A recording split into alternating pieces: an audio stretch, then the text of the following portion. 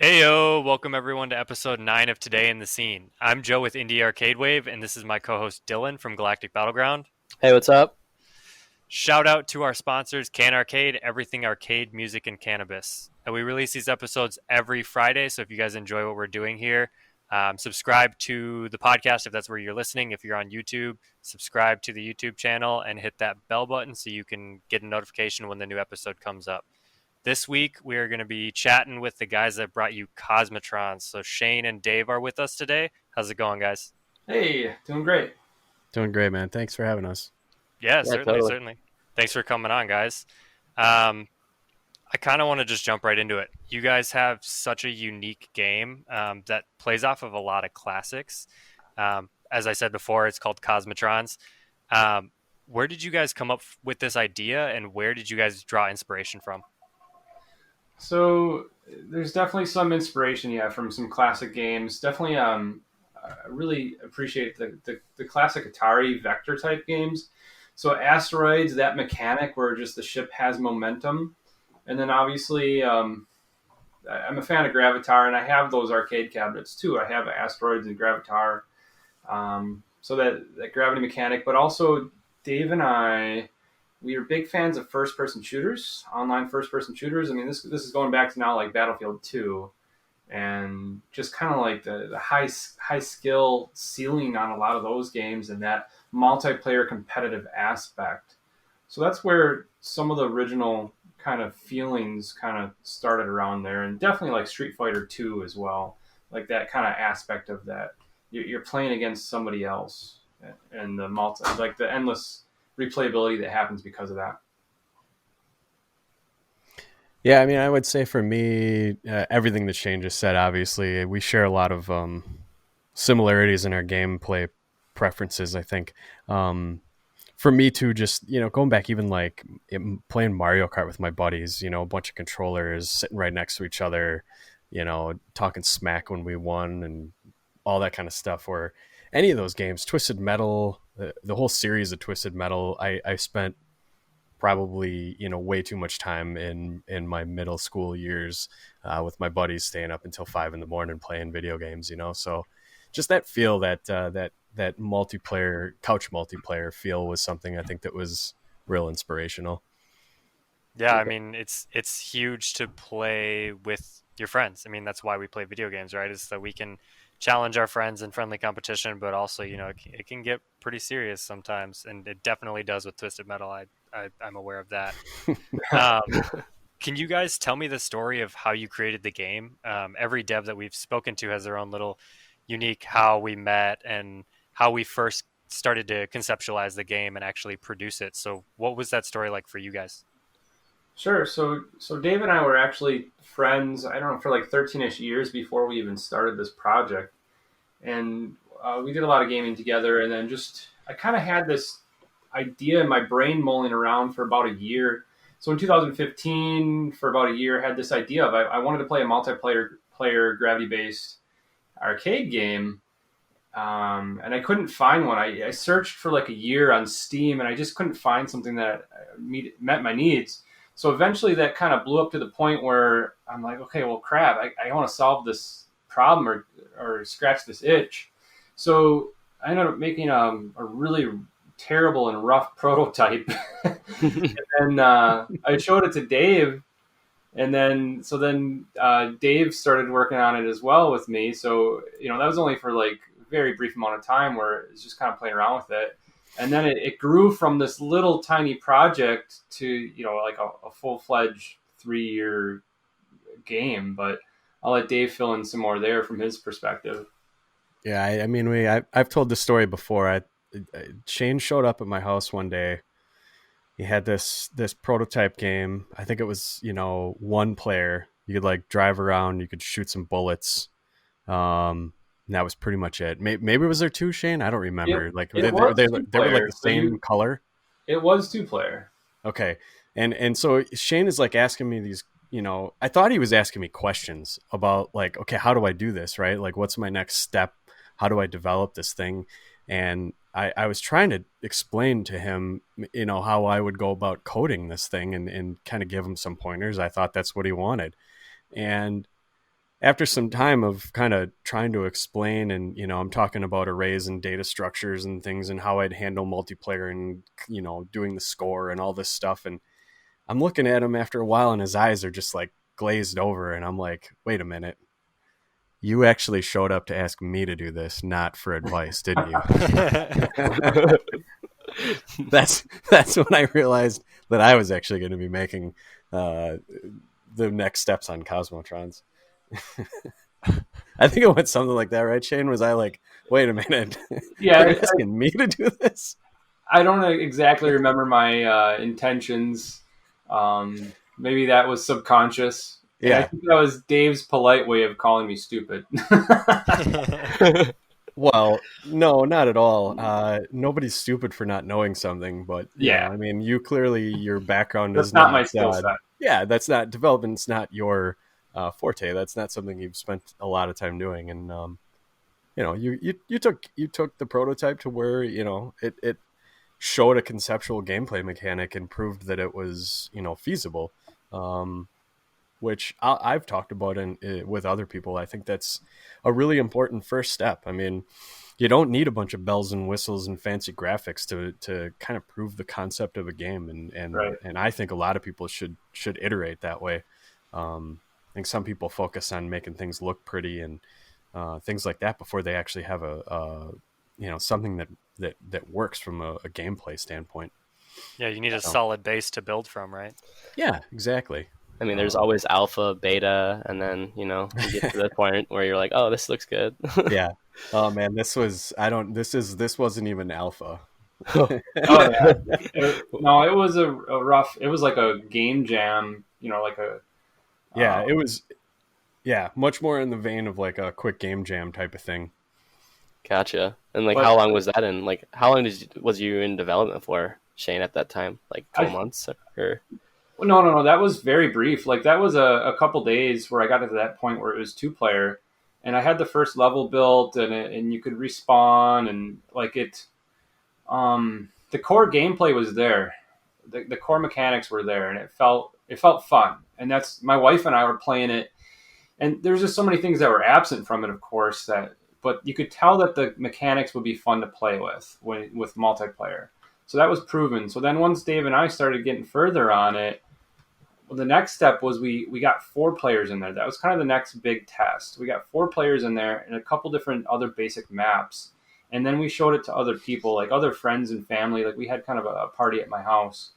And just from there, like again, we saw people enjoying playing with the mechanics, and it felt fun. And we kind of went from there. And by that time, that was maybe a month and a half in, 2 months in. So Dave and I really this process was quick for us, I think, compared to many other games where we got the core down because. So that was October 2016 when I started that first really rough prototype. By April of 2017, we showed the game in its Deluxotron prototype cabinet at Midwest Gaming Classic with That's a essentially, really fast turnaround. That is quick. Holy crap. and that's building a whole cabinet too. That's not, we had multiple maps, and the game was pretty. It was pretty polished by, I'd say, that MGC April 2017. But I mean, that's where Dave and I mean, we were, man, those were some late nights, Dave. Yep. Yeah, I was actually just recounting that to somebody the other day. I mean, we were. That was all I did outside. I mean, I was going to work, but I was working 8 hours a day, and coming home, spending a little bit of time with my kids. I'd get them to bed, and then I'd be up late playing or working on Cosmotrons. And I think you were over at my house at least once or twice a week. We were working together to work through things. So Along with like the long nights and like the Deluxotron, like what was your kind of inspiration to start to make an arcade cabinet? Like to design, to aesthetics, to why it was an arcade in general? Sure. So I've always been enamored by these big physical arcade machines, and to the point that I collect. So I had a whole bunch in my living room, and I kind of had the idea of like, wow, wouldn't it be so cool to like make a custom cabinet for some of these different indie games that are on Steam? And then, so I started thinking about designing and making a custom cabinet. And then I was like, well, crap. If I'm going to go through all this effort of designing and building a custom cabinet for somebody else's game, why don't I just make my own game? So that's kind of where I married the idea of wanting to make my own custom cabinet, and then that idea of that gravity-based space shooter multiplayer game. So you And then, conceptualized a cabinet first. That was like your initial thought was the cabinet, and then make the game. yeah, well, I wanted a project. I mean, I wanted a project, and then I'm a teacher, and I teach game design class. So by reading and researching and getting more into game design itself, that really increased my interest of wanting to create my own game as well. And then, so then Dave and I talked, and we thought, how cool would it be for us to create our own game and bring it to Midwest Gaming Classic for the public to play? And then the idea was we'd take it for the public to enjoy, but then it would just hang out in my house, and that was it. Like we just planned that it wouldn't go any further than that. It would just be, hey, here's a cool enthusiast project, and then now it's for my friends to play at my place.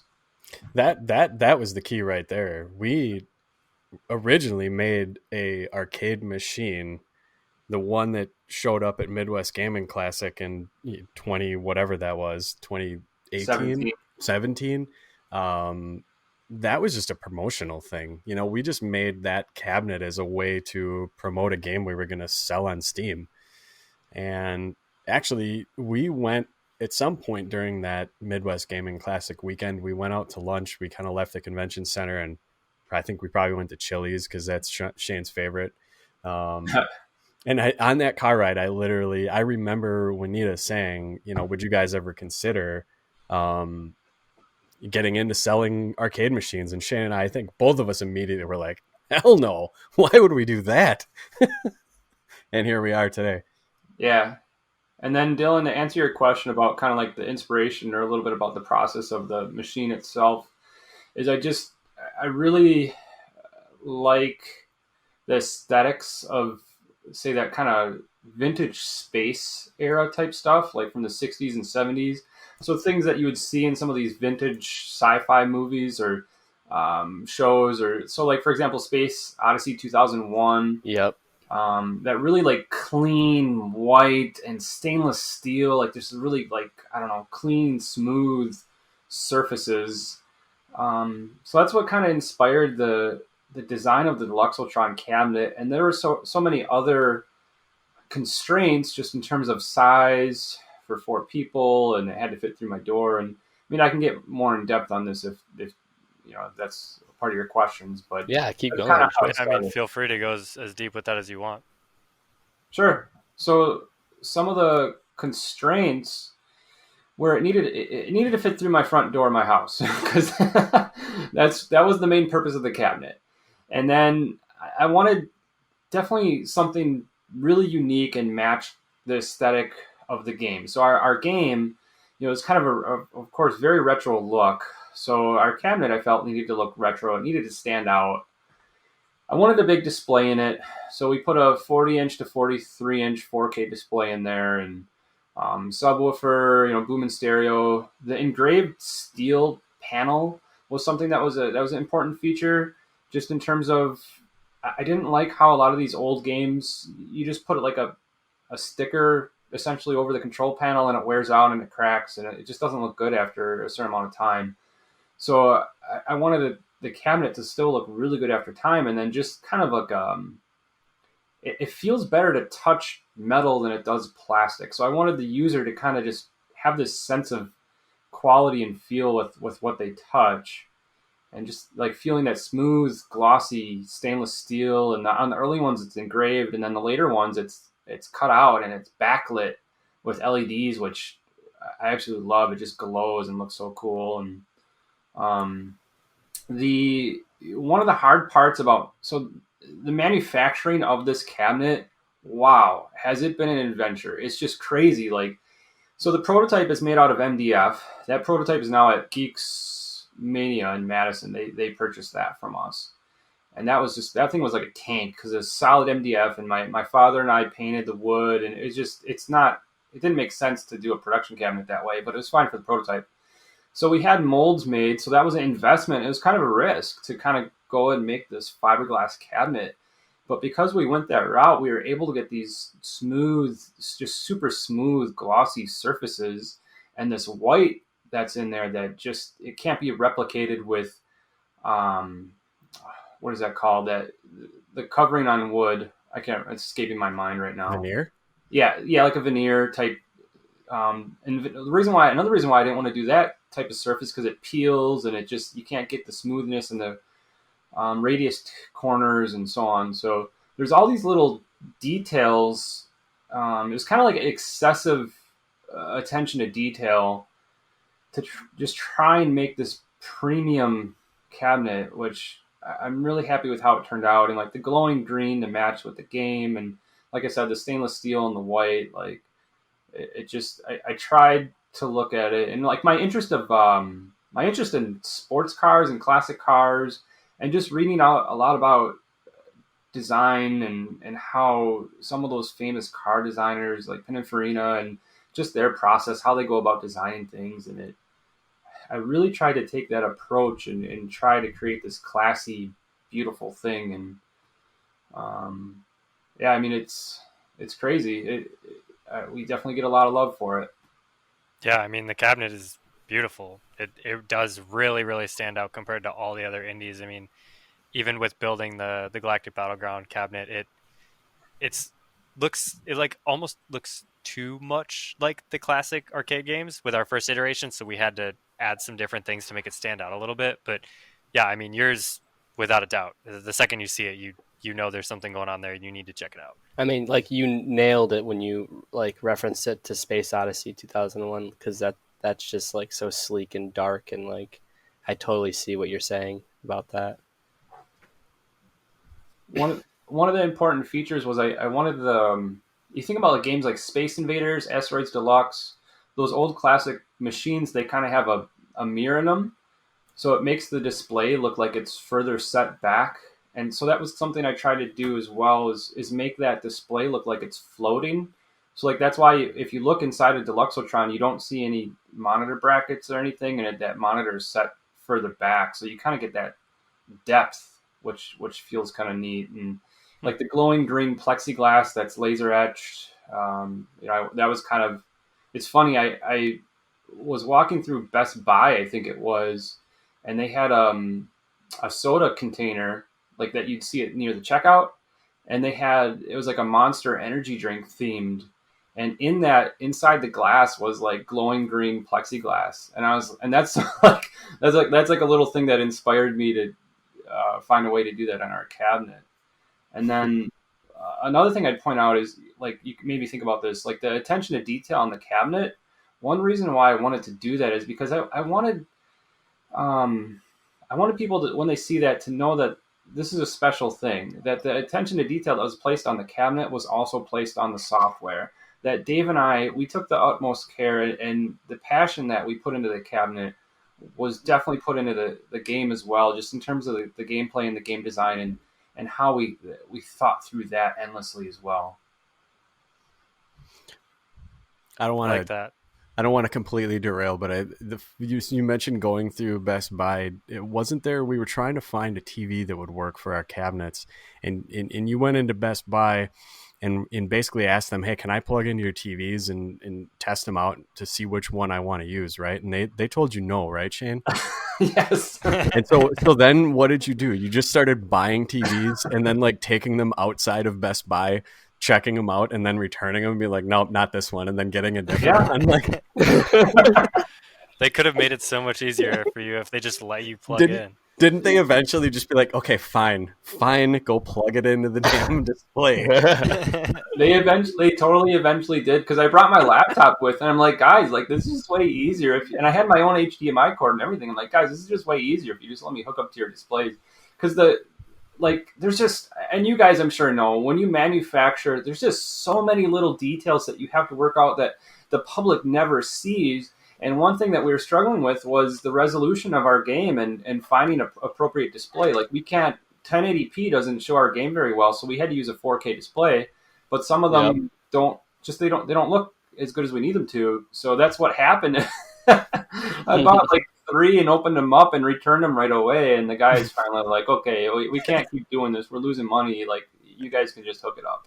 Yeah, That's, I because mean, they have open box policy. yeah, Like that's that's a fine. good open box deal for someone that came in. So speaking, still along the lines of the cabinet and how you guys designed it, you guys took it on a trip to show it off to California Extreme. Is that right? Yeah, so that was 2017 was the first summer. That was the first time we took it out there. We also had it out there in 2018. So where did you go on your trip? I know you guys are coming from like central Wisconsin, and you headed down to California. Where did you stop on your way there? So we had, oh man, we had, it was like 17 different stops over a month. So like on the road for a month, it felt like a rock band going all these different places. So Going on tour. So Yeah, maybe even before that, going back to just MGC and like how we didn't even think we were going to manufacture things. We just to give you a little bit of like intro to this. We had so many people kind of like, how do I get one, right? Like I want to buy one. I want to support you. I really love this idea of bringing new games to the arcade, and we didn't plan on manufacturing, right? It's cost a lot of money. So this whole idea of the tour really started out as the guys at California Extreme asked us to come out, and we thought, okay, well, that'd be pretty cool. But if we're going all the way out there, I think Shane one day was like, you know, we'd have to ship it out there, and then we'd have to ship it back, and then I got to fly out there. Like for that same amount of money, I could just drive it out there and we could stop at a bunch of places. And so we started calling around asking people if they'd be interested in supporting something like that.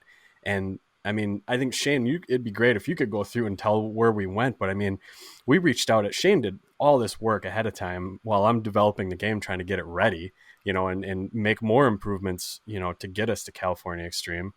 And we got all these people to like, support us along the way and give us a little bit of money to help kind of support that tour out to California Extreme. So yeah. just a little bit of, interesting insight into how it all kind of went from us not wanting to make a machine to taking our machine on tour as like a intro so people could see if they'd possibly want to buy one when they were ready. Yeah, and I'm really glad we did it because it did help us get a lot of our first sales. And so some of the route, we went through Iowa, so we stopped at our Analog Arcade Bar, Kyle Carter there. They have one now, and he was a big supporter. We met him at MGC 2017, and he was a big supporter of us turning this into an actual arcade product. And we stopped at Up Down in Iowa, Hyperspace, which is now closed there in Colorado. Went through Idaho, Grinkers, amazing arcade in Idaho. To Utah, to Adam Pratt's arcade. And we worked our way, I think, then through Oregon. I think it's Starport that's out there, down to California, and then kind of on the way back, we hit up some other places too, Arizona and back through, and It was Missouri, Danger Illinois. Zone. There, Danger Zone arcade. The Danger Zone wasn't around at that time. Maybe I'm Yeah, thinking something else. yeah, it's like 17 different places. Like we sure busted our butts trying to market the games, but one thing that's great is just standing back and watching people play the game. We have learned so much just in terms of the amount of hours we've watched people play the game at conventions and on our tour, and we've improved it so much since 2017. Yeah, I mean, you're going to get the best feedback from people that are not involved in the game. Like people that are just playing at an arcade that have never seen it. That's where you're going to get the best feedback by far. And I know we made a ton of alterations with GBG from the same thing, running little like league nights at local breweries and stuff. That's where we got some of our best feedback. Even after hours and hours of testing with the team, we got way more feedback in one night than we did in a week together. Oh yeah. Absolutely. That's actually one of my favorite things to do when we're at conventions and stuff like that, or wherever, or anywhere our game's getting played. It doesn't matter. It's actually kind of nice when people don't know that I have anything to do with the game. I like to just sit there and watch and listen to what people say to their friends while they're playing, or whatever. Just watch and see how people interact. That's given us definitely some of the best input that we've had in this whole experience. So along the lines of going to California Extreme, what was like one of your favorite conventions you've been to? I'd Hmm. have to say, just in terms of the whole experience, the Midwest Gaming Classic in Wisconsin, it's an excellent show. Dan Lucen and the guys, they put on an excellent, very well organized show that has just, there's so much variety there. But a big part of it is we have so many friends, support crew that comes and volunteers and helps, and other friends playing. We had our biggest tournament there. The Cosmo Olympics was, I think it was 2019. Yeah, Yeah, that yep. was 19. That's when we were there with Deathball and Switch and Shoot too. Yeah, Hmm. yeah, and like, and then like you guys were there, and it's such a great community event. So that's very very special for me. There's so many events. It's hard for me to remember. We've been, man, all across the whole country, and California Extreme itself is just such a great show too. If you're into like vintage arcade games, those guys, the collectors out there, they really bring out some really rare special pieces that, which is very great of them to let them bring those out for the public to play. And it's just such a great feeling there too. Yeah, I mean, I would have to agree, and I know it's just, I think maybe it's partially, it's just all the things. It's our hometown show, MGC. We know a lot of the folks that run it. We were going there for many years before we had anything to do with having our game there. We just were there as fans, as collectors. Shane would bring any number of half a dozen to a dozen machines there to help out. And that would also get us into the extra, VIP event after they close the door to the public, which was always the best time because there's, barely any crowd. And then you can finally get on all the machines that were really popular. Um, and inspirational. I mean, really thinking back to, I don't know if it was 2015 or 2016 when I first played Killer Queen at MGC. I'd never heard of the game, and I think that was the only game I played all night. I mean, there was hundreds, if not thousands, of games at this convention, and I played nothing but Killer Queen. I don't think I touched another machine once I played Killer Queen. I didn't Um, even know that it was at MGC. You yeah, said 2016? it It was must have been. 2016, Logan Arcade brought up their machine. Yeah, Right. Okay. yeah, it and so yeah, MGC is just really, really our jam because we live in the area and we got a lot of local friends, and then of course it's great having all these other friends that come in from out of town. So, um, but yeah, as Shane said, I mean, California Extreme really had an awesome. Uh, every year I've been there, they got an awesome selection of games. It's such a cool show.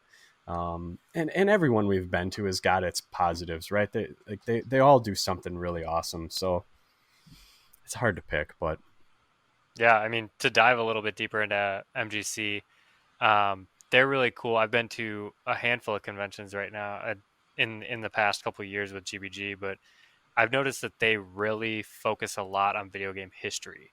That's a really big deal with them, with setting up all the old computers and the original Mac, and they've got Segas and PlayStations and Nintendo systems. They've got, I mean, literally pretty much everything that's ever been made, they bring out for you to try. And I've played some games that are twice as old as I am. yeah, Mm-hmm. yeah, that's definitely really neat. I mean, they have quite the selection of historical things and everything from consoles to computers to all this different stuff. It's a unique show for sure. And I mean, um, the other thing too is I just feel like MGC's done a really great job of continuing to focus on the community and really just like showcasing the games. I mean, there are of course some sponsors there and people that pay to be there and such, but that isn't overwhelming.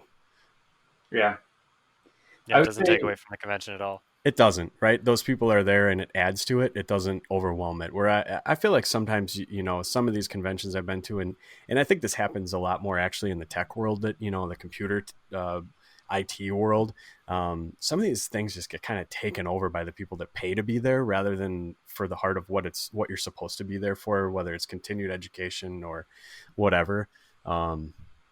And sometimes that's the place I'd worry that people end up going. because it's really supposed to be about the community and the people that are there and what they want to do. You had something, Shane? I was just going to say, I was thinking through this a little bit. Free Play Florida is another one I highly recommend people attend, and just in terms of the really neat, they just have such a variety of things that go on there. That people can just check out their website and see that. But the community there, like I've met some of the most fun people, like just in terms of fun, the people that run it and so many other people there that normally attend. It's that's just such a fun one and I've been there a couple times too. Well, that's definitely another one to put on the list that we need to check out. Before we wrap everything up here, guys, give us the shout outs on the social media. Where can everybody find you guys? So our website for our main website is cosmotronsgame.com. You can also find us on Facebook at facebook.com/cosmotronsgame. And then our Instagram is at arcadeaholics. Our Twitter, Dave, what is our Twitter? Do you remember? I think our Twitter is the same one of those. Cosmotrons Game. I think it's Cosmotrons Game. Yeah, it's probably Cosmotron's game. I don't know. Sure, you can look it up and you'll be able to find it. Yeah, I'm sure. I will throw those links in the description below too, whether you're on YouTube or you're listening as a podcast. You'll be able to grab those links and check them out. But I just want to say thank you again for coming on here, guys. Yeah, thanks we'll a lot. Be back next Friday with another episode. And until then, peace out.